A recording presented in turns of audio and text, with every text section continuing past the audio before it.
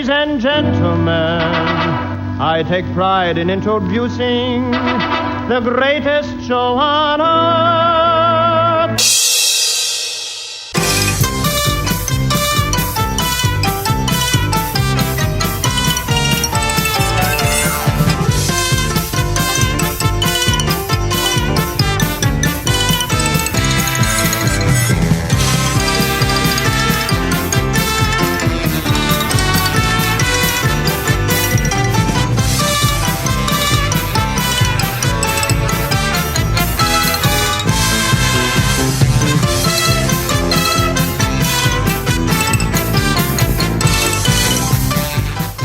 Welcome to the Uncle Floyd Podcast. My name is Scott Gordon. Uncle Floyd Vivino and I join up for this podcast to discuss our time with the Uncle Floyd Show, music, theater, nightclubs, carnivals, circus, amusement parks, burlesque, and all things showbiz from our combined industry experience of over 120 years through the past 7 decades. We also answer questions that are emailed to ufpodcast@sge-inc.com. You will find that address and a link to support this podcast in the episode description. Join Uncle Floyd and me, Scott Gordon, now for this episode of the Uncle Floyd Podcast.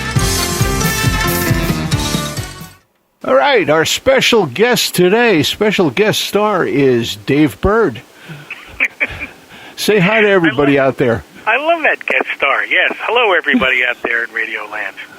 And just remember, if you get carried away, I'm going to run away. Yeah. I can do that kind of stuff, too. Very good. So, unfortunately, where Floyd's being treated right now, I'm not allowed to bring any of the electronics in.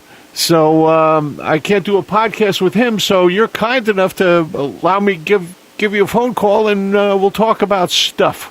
I'm flattered to be asked, and thank you for this opportunity to finally set the record straight about the Uncle Floyd Show. I'm giving away all the secrets. I'm not holding anything back. There has never been anything straight about the Uncle Floyd Show, and you know that as well as I do. How did you come upon the Uncle Floyd Show, Dave? I'm glad you asked me that. So this would be 1976, I guess. And a friend of mine said something about, have you ever seen this guy, Uncle Floyd? Crazy guy. And I said, no, I didn't think anything of it. Then another friend of mine, unrelated, said, oh, you got to check out this acid casualty, Uncle Floyd. They thought Floyd was on drugs. So I thought, well, gee, everybody's talking about this. I should look. So I put on Channel 68.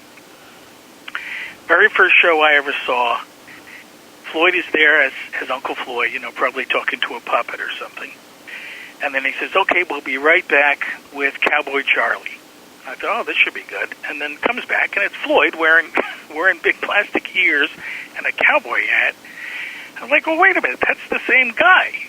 That's not Cowboy Charlie. That's the same guy I was just watching. He just put on plastic ears. Does he think he's fooling anybody with that disguise? So I love the absurdity of it all. Then he had Mr. Bones dance for like 4 minutes to an old 78. Just the puppet just bouncing up and down. Oh my God, what am I watching?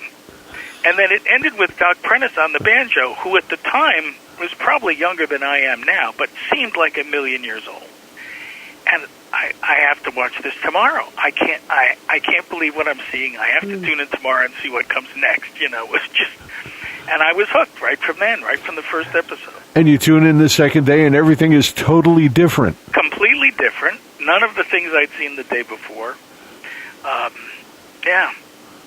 remember at the time, this was 76, I remember thinking, man, the show's been on since 74. I've missed 2 whole years, not realizing it was going to go on for another 20 at that point, But, do you remember what month that was?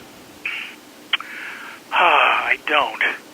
Right, because it was October of 76 when I did my first show. Well, I was just going to mention that. I remember your first show. My buddy from high school, Bob Kovaleski, who later worked at Channel 68, We used to watch it.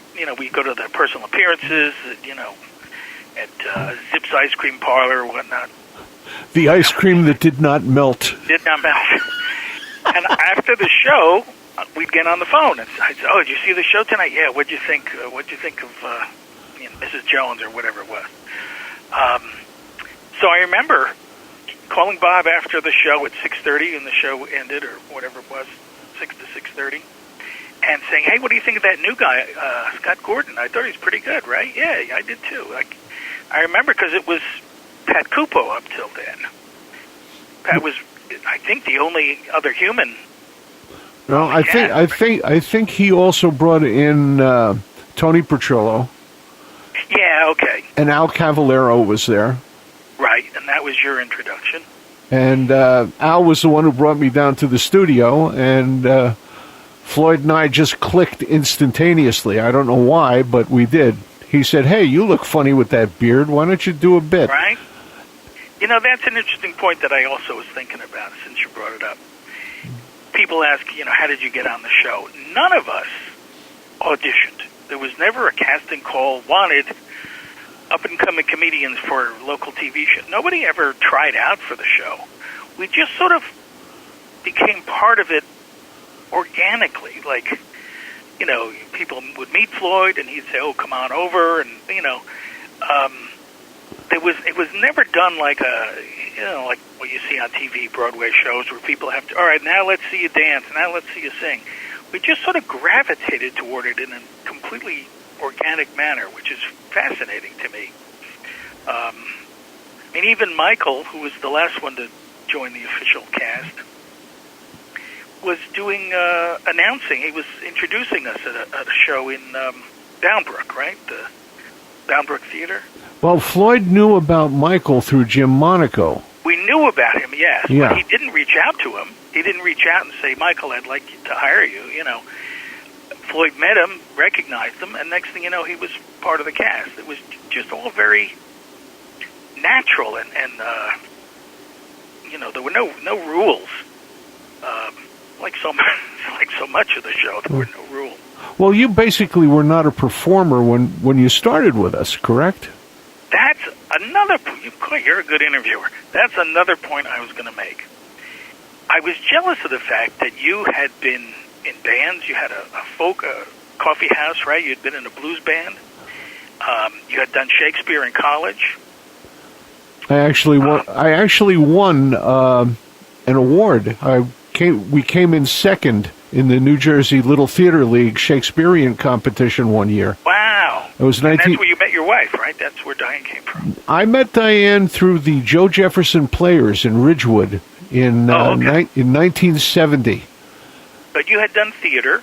You had played music. Well, I was trained in theater. Right. It was my minor in college. But I was never in the school play, never had stage experience, had no ambitions to be in show business. It didn't even cross my mind.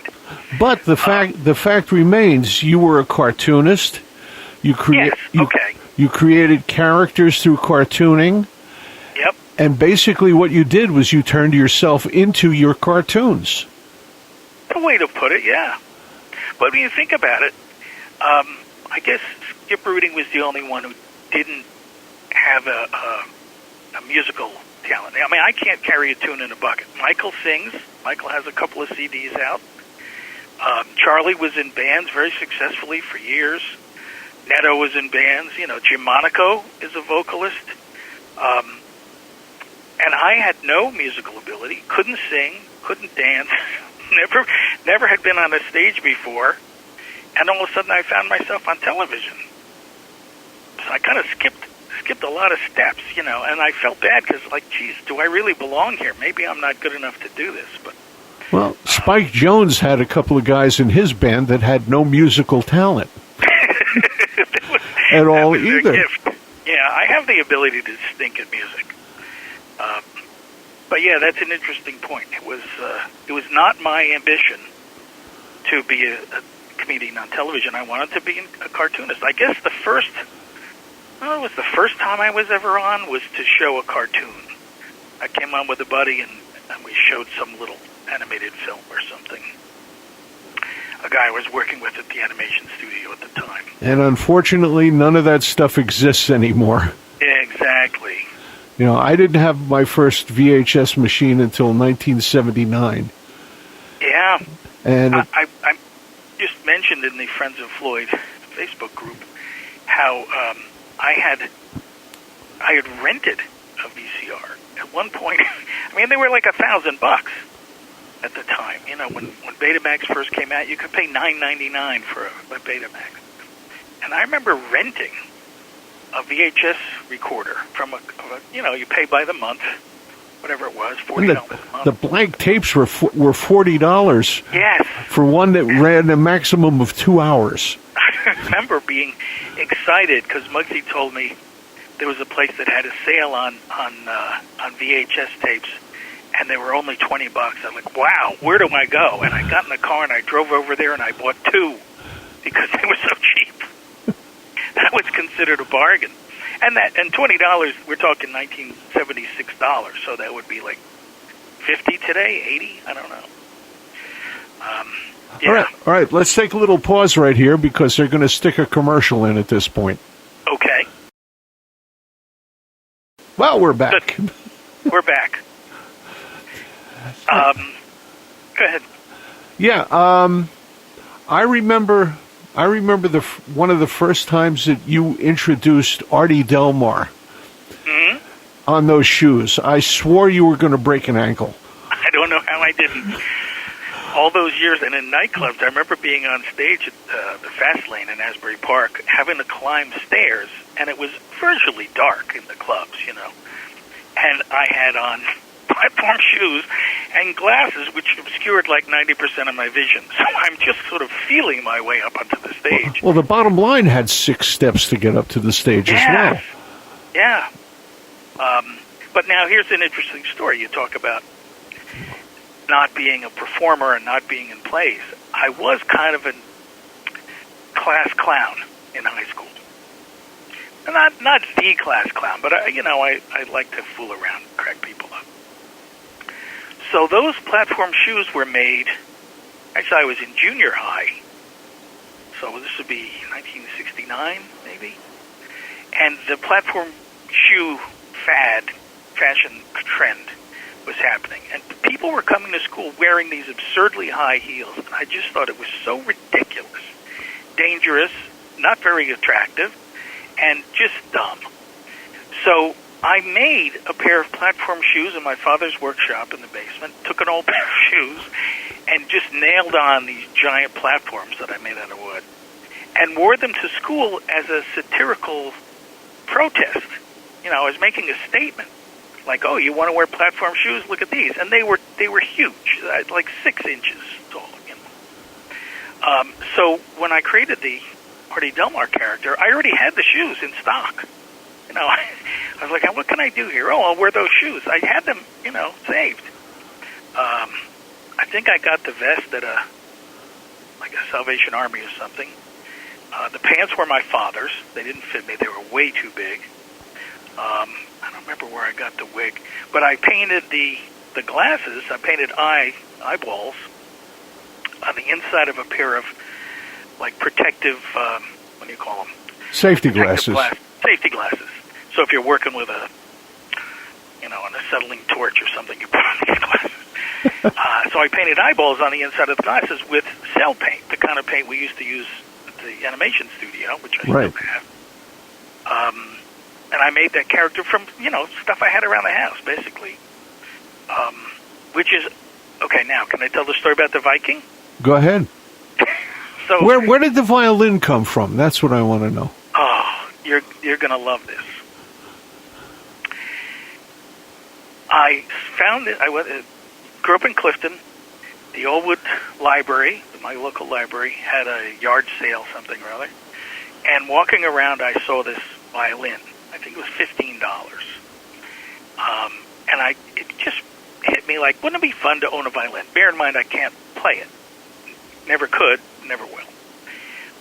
But it reminded me of, Henny Youngman pulling the violin out, or Jack Benny, and I thought, oh, how fun, I'll buy this violin, which I bought, and, didn't know how to play.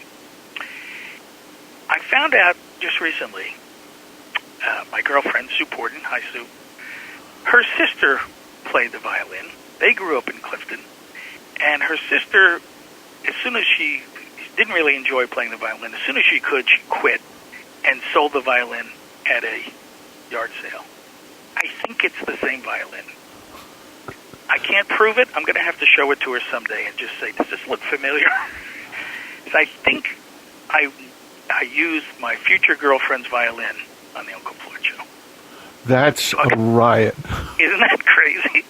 And I bought it, it was an impulse purchase. It's not like you go to a garage sale saying, boy, I hope they have a violin. I just saw it and said, oh, that'd be fun to have. So again, it was something I had in stock and just introduced it as part of the character. Of course, the Lammy was a sock that I had in my drawer. I drew on it with a marker. So yeah, it was just stuff that was cobbled together. So getting back to the Viking. Yeah. The original Viking, you were working at Ken's Magic Shop, which had all kinds of costumes and props and things. And you brought down to the studio a helmet and some other, I don't know, a sword, I forget, some props that looked like a Viking. Was that when I was doing Sir John Watercress? Could be. And I want to say Jamie Deans was the first one to put it on. I could be misremembering this, but our crew, the cameraman and soundman and whatnot, would put on the Viking outfit, and they'd be the Viking. And then the next time it was somebody else, culminating on the big joke, which was Neil Edwards, who's black, if you can't see through the radio, putting on the Viking costume. Now we thought, oh, what a great joke. He's the black Viking. I had a Viking costume at home, in stock, because I used to wear it to the comic book conventions. Now they call it cosplay, and it's like a big deal. Everybody dresses up.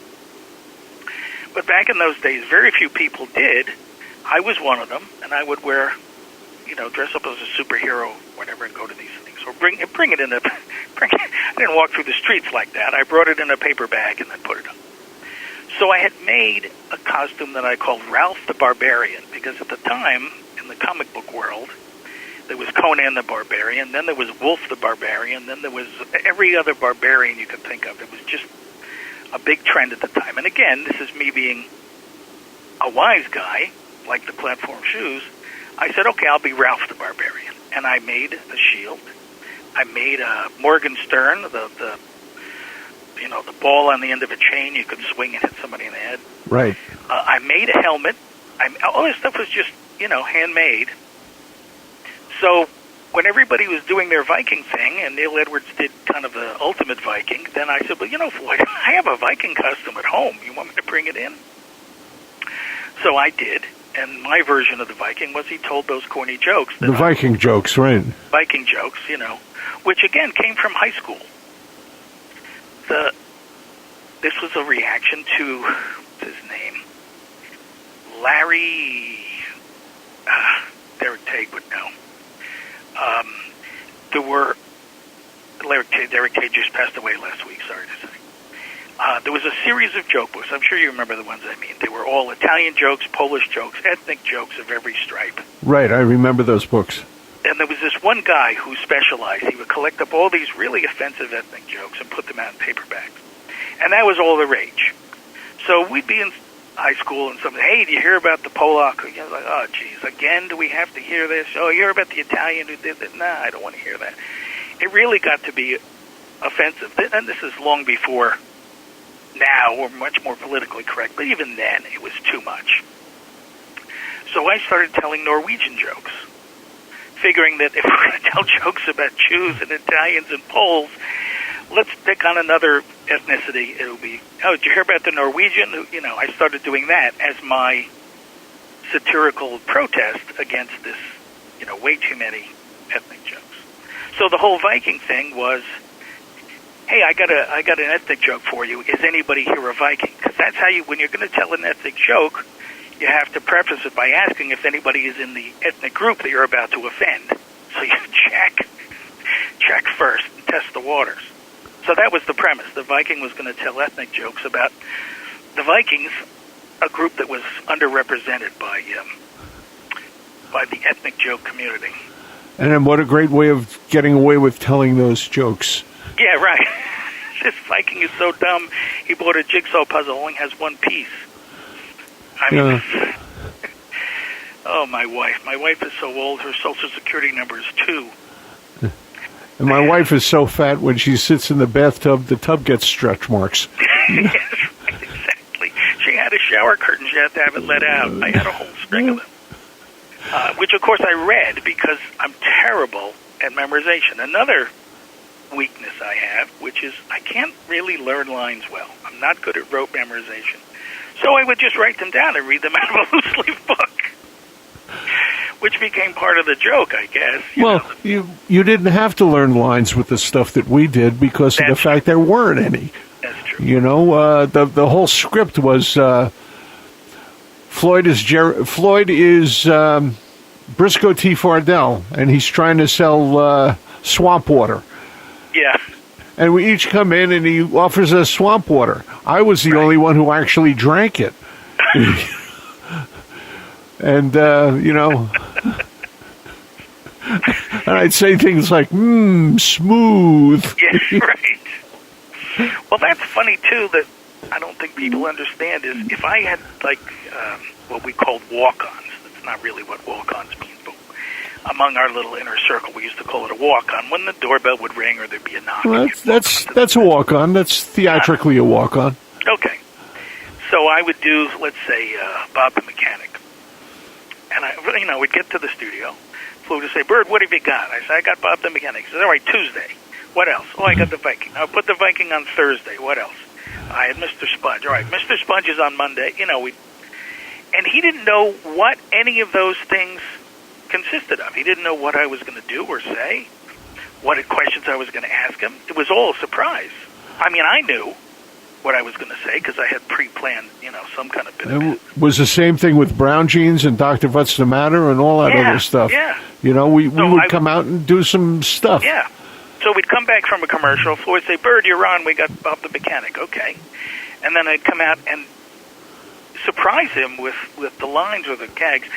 If there was something he needed to say, I'd tell him up front. Floyd would say, what's the out? Meaning, how does it end? How do we get out of this? Right. And I'd say, okay, when I say the line, your car is ready to be picked up, then we're out. So I'd go through the thing telling Floyd that, it's going to cost a fortune to have his muffler replaced or whatever. And I would say, but your car is ready to be picked up. And he'd say, oh, can I pick it up now? And I'd say, well, yeah, but it's still in pieces. You're going to have to bring a truck. Whatever the gag. Yeah.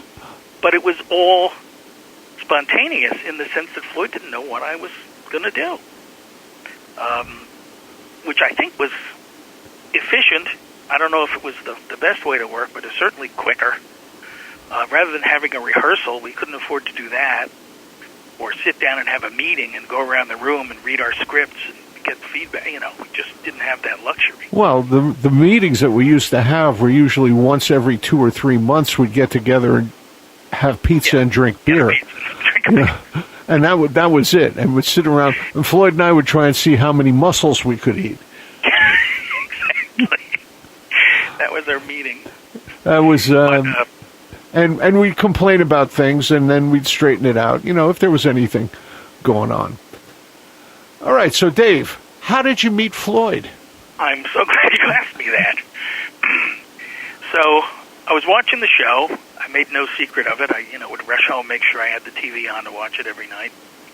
And one day my dad says to me, hey, that nut you watch on TV? He's going to be in Garfield tomorrow night. I said, what? You mean Uncle Floyd? He said, yeah, that idiot. Do you watch on TV every night? He's going to be in Garfield. I said, no, he can't be the same guy. He says, yeah, that jerk you look. He didn't like the show. That jerk you look at on TV, he's going to be in Garfield at the Victory Rainbow Bar on River Road. It was an ad in the Herald News, the Clifton paper, say Clifton Herald News. I couldn't believe it, but I said, well, I'm going to go, So I went. I don't drink. So I went and, ordered a club soda. And there was Floyd, not dressed as Uncle Floyd, but dressed as Fresno Floyd with the 1890s barrel house piano player with the sleeve garters and the red vest and the straw hat. And he was playing with Doc Prentice, who was dressed identically. and they had a little duo, banjo and piano, you know. So I went up to Floyd after the set, and I said, hey, where's Oogie? Which is the same wise-ass comment everybody has made over the past 50 years. Hey, where's Oogie? I mean, and it's just enough to get somebody mad, you know, like, yeah, I get it. But, you know, he didn't get mad at me, and he says, oh, so you watch the show? I said, yeah, I never miss it. I said, I even send in pictures for the wall sometimes. He says, what's your name? I said, David Burd. He says, oh, Brookwood Road, Clifton, New Jersey. He remembered my address. That's the kind of memory Floyd has, just the detail. He remembered where I lived. He still does. Yeah. And he said, you sent in that picture of Mr. Bones recently, right? And I had drawn a picture of Mr. Bones, the skeleton puppet, and I said, Mr. Bones is my favorite dancer, and I put an envelope and sent it in. So he remembered that picture. He says, yeah, we were trying to figure out, you know, if that was sent in by a child or an adult. It was too good to be a kid's picture. I said, yeah, that was me. So I started going to the Rainbow Bar every Tuesday night whenever he was there. And I'd sit and, you know, drink 5 or 6 club sodas and watch. And then one day on the TV show, he had, I think it was Mrs. Bones, which was a plastic head, a plastic piece of plastic that, I don't know, had something to do with Halloween, I guess. Like a witch head with hair coming out of it. Actually, it was a witch skull. Witch skull. And Floyd stuck a dowel in it and made it into a puppet. I mean, it was so crude and just like something a child would do. Put a stick in the bottom of a plastic head and start talking to it. So I thought, oh man, I could make better puppets than that. So I made paper mache and plaster of Paris and whatnot. I made this puppet. I put on a pair of eyeglasses that were my eyeglasses, and I called it Zolo. And I brought it to Floyd at the Victory Rainbow Bar and said, here, I got you a puppet so you don't have to stick dowels inside of plastic heads. So he thanked me. He said, hey, if you ever want to come down to the studio, you know, we tape in West Orange on Eagle Rock Avenue. So I started coming to the studio, and that's what, you know, set the wheels in motion. The rest is history. And I regret now because in retrospect, I really liked the puppets that Floyd used. My puppet was too slick. That wasn't the point, you know. Well, Zolo looked like he was worked over with a 2x4. Yes, that's true. But, I mean, the quality of the puppet has nothing to do with the quality of the performance. It exactly. took me years to figure that out. But Floyd was gifted at talking to inanimate objects. Not just Oogie, but, you know, little toys that he found in the Salvation Army and anything he found. Find a rock on the street and put a dowel in it and be a puppet, and anything was a puppet. And he was great at that. A candy container became one of the most famous ones. One of the best puppets was Bones Boy. Yeah. Bones Boy, yeah. The candy container. And I was too clouded by, you know, my arts and crafts background, thinking, oh, you want a puppet where the eyes blink and you can do all this. But no, it was... What was so entertaining was the fact that he did take, I think it was a coat hanger wire he stuck in the bottom of Bones Boy and made that into a classic character. So, I've learned a lot since then. Dave, thanks so much for joining us this week. And let's do this again sometime soon. And got it. We'll talk about some more crazy stuff that used to go on. We haven't even touched on any of the nightclub things. Yeah, right. That's a whole other chapter. That's a whole other thing right there. All right, just wanted to remind everybody really quickly. You got anything you want to plug? Your website? No. Anything like that? No. I mean, you know, people should come to the show on Tuesdays. Yeah, Tuesday night at 8. We have a date. This was the Uncle Floyd Show? This was the Uncle Floyd Show. You can get to that by going to stageit.com/SGE-INC. Or actually, you can get there by going to theunclefloydshow.tv. There you go. You can get there, and every Tuesday night we show some clips of the old show. And if you want to send an email with a question you want asked in the future, just send it to ufpodcast at sge-inc.com. That's sge-inc.com. And that gets to me, and we'll answer your questions. I'll answer them when we get back with Floyd, when he's out of the treatments he's in right now, and we can do another podcast with him.